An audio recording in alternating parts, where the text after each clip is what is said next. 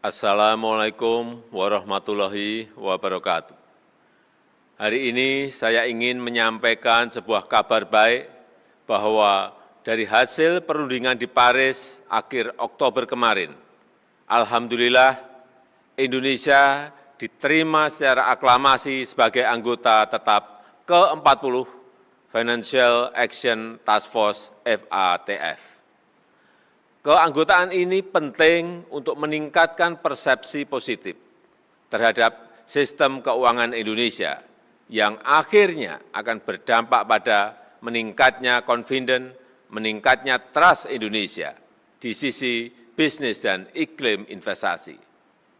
Saya juga menyampaikan terima kasih kepada Komite Koordinasi Nasional Pencegahan dan Pemberantasan Tindak Pidana Pencucian Uang, serta pemangku kepentingan kunci lainnya, atas kerja keras dan komitmennya sehingga hal ini bisa terwujud.